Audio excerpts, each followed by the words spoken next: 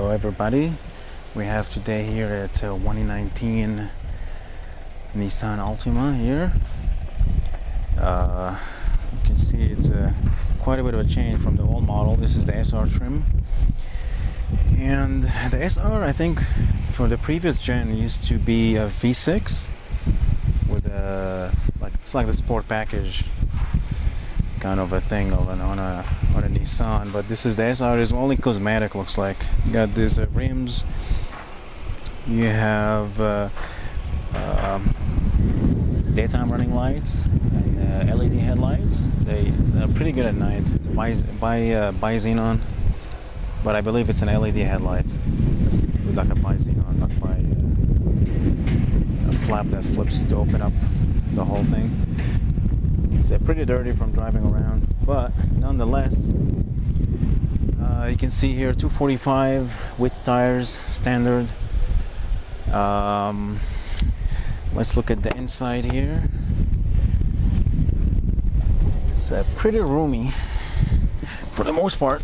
So the SR trim, you can see you get, I think this is a synthetic leather. It's kind of like the MB Tex on Mercedes and stuff like that, and the BMW. I don't think it's real leather. It doesn't feel like it, but nonetheless, it's pretty nice. You get contrast stitching all around on the dash over there. I'll show you in a little bit. Rear cup holders here. What appears to be USB 3, USB 3C or something. I can't remember. And a normal USB charging port. Rear leg room. It's not bad. It's my driving position. I'm 5'8", and there's plenty of space here actually.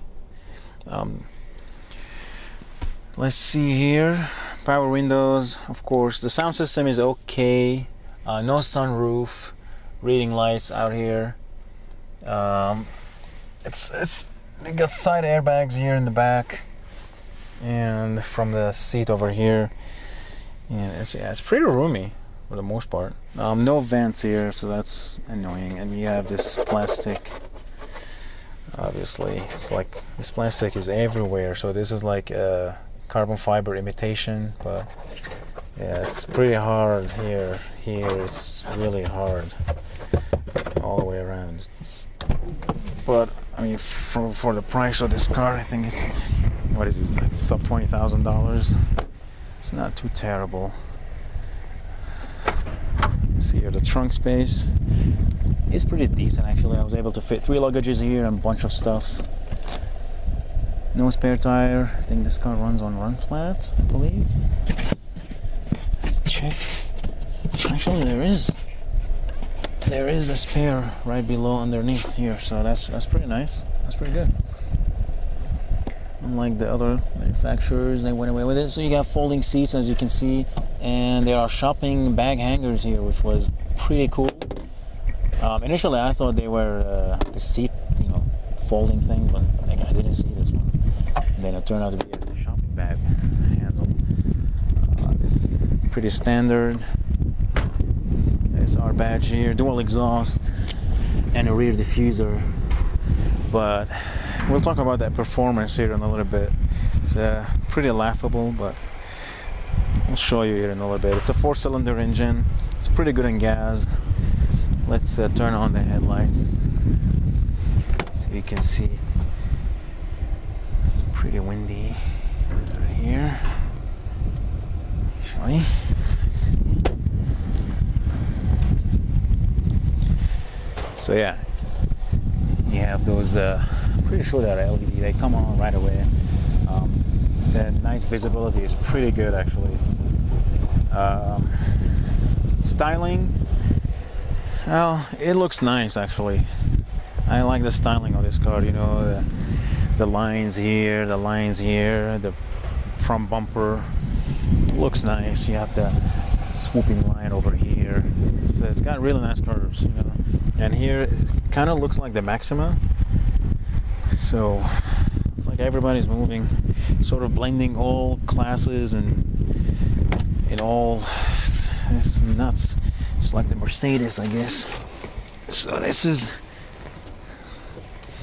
the passenger seat here, as you can see.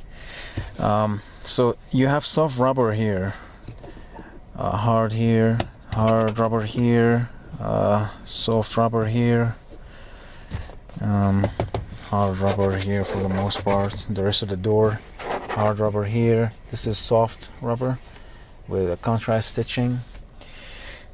Let's see. Hard plastic here. Here's not too bad. Storage. It's pretty decent.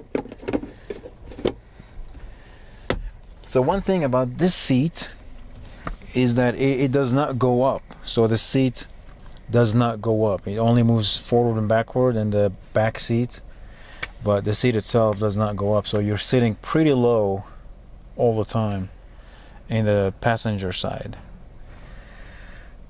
which was quite interesting. Looks like there's USB-C here as well, charger port, auxiliary port, and another USB. Single zone, it's not dual zone. So let's go. And if you can see, there is you can only go forward and backward, and that's it. There is no up and down on the seat. It's a normal cloth here with a leather imitation here. It's actually not bad. So the passenger seat is comfortable. It feels wide here, but the driver's seat, I'll show you, it's pretty strange what they did with it. So let's take a look here. So these here, somehow, I don't know, this area here is so tight. Like when you sit, your butt hurts. It's so uncomfortable. It's so strange. I don't know why they did it this way, but anyways, it's really uncomfortable. This seat here. Drove this car all the way from Reno to Vegas, back and forth, and it's, for the most part, the car is comfortable on the highway and stuff. It's not very quiet, but the driver's seat was pretty annoying. Yeah, flat bottom steering wheel here. This is just plastic.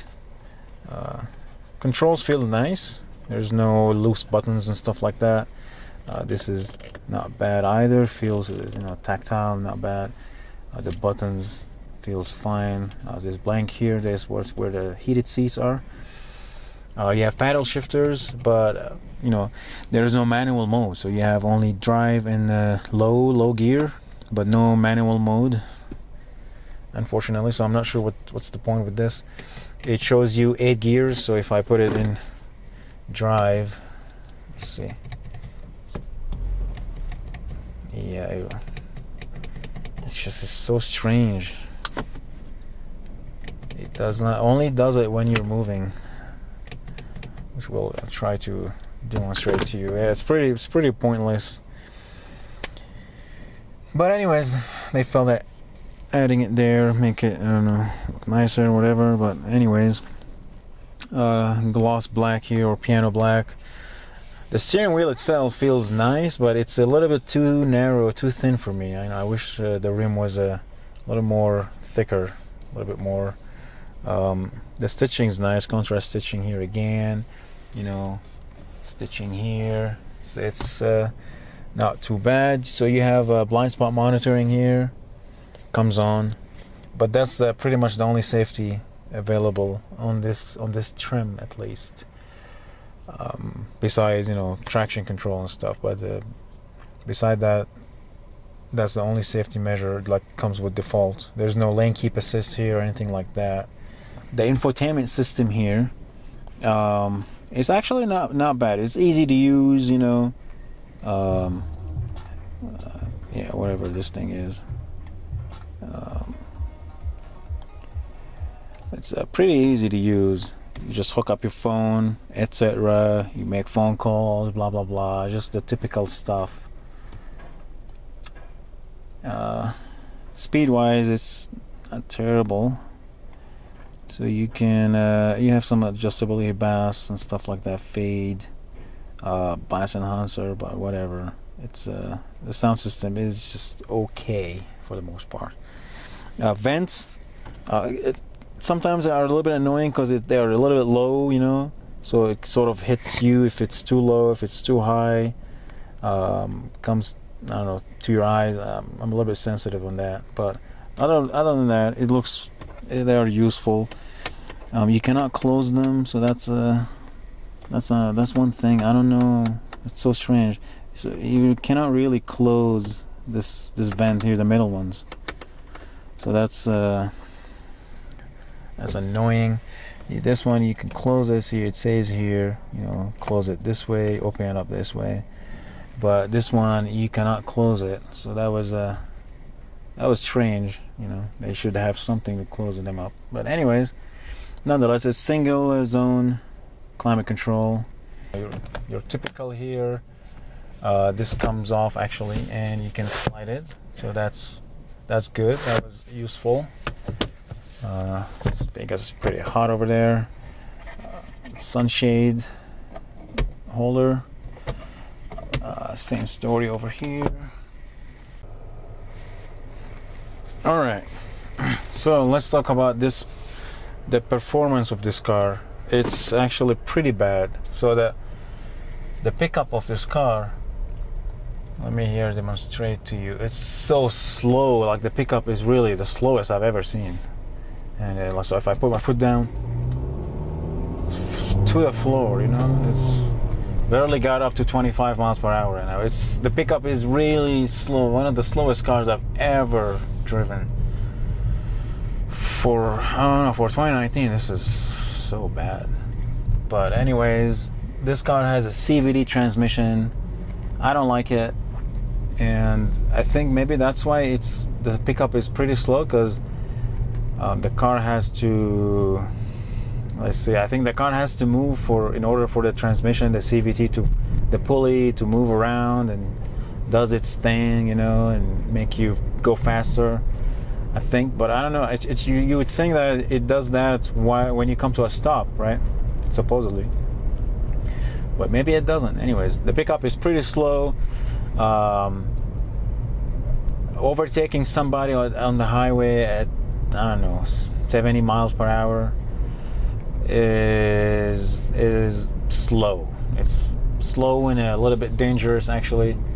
I've tried a Kia Optima, the new one. Oh man, that one is so much faster than this. I mean, this thing, even at a stop, you floor it, it won't spin the wheels. Like, they won't even squeak, you know. That's how pretty bad it is. It's really slow. But other than that, if you can live with the slowness of this vehicle, then this vehicle should be for you. So let's look at so I'm getting 31 miles per gallon actually, which is pretty good. The 4-cylinder thing is doing its thing. Yeah, 30 miles per gallon, man, all day long. Even though I've been a little rough with it. But in a city traffic, might get you really frustrated because of the slow part. Once it gets up and goes, it's tolerable. You know, I wish it had a turbo or something so it picks up the pace, or a normal transmission. Maybe that would help. But the CVT, sort of a deal breaker for me, at least. Otherwise, the car is, for this price, you know, it's quiet in here. The AC works fine. I had no problems. Actually, in Vegas, it was during the day. It was somewhere around 85 degrees. It had a little bit harder time to kind of keep up with the heat over there. But other than that, it's not too terrible actually.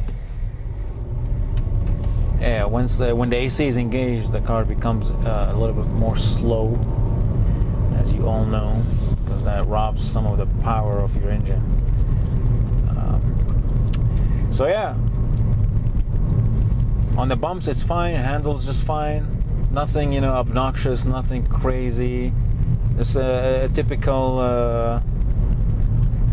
run-of-the-mill Nissan Altima, but it's improved over previous generation.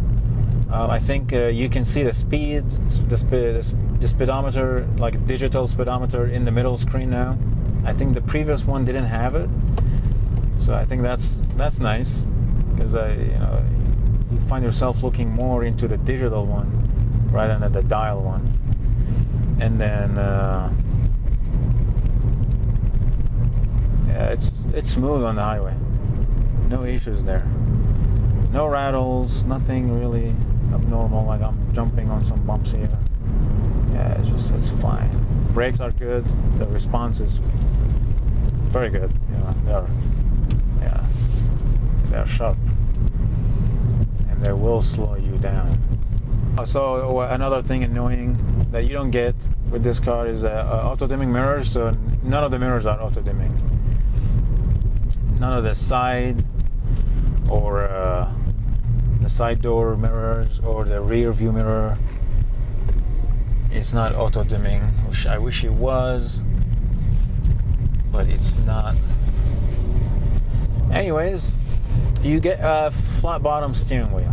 So how about that? Not too bad, huh? Again, driver's seat is really annoying here, how the way it's set up. Passenger seat is more comfortable, but it will not go up or down, only forward and backward. A really good economical car for the most part. Anyways, hope you like this review. Please let me know what you think about this car and stuff like that, and I will catch you at a later car review, hopefully. Take care. Bye bye.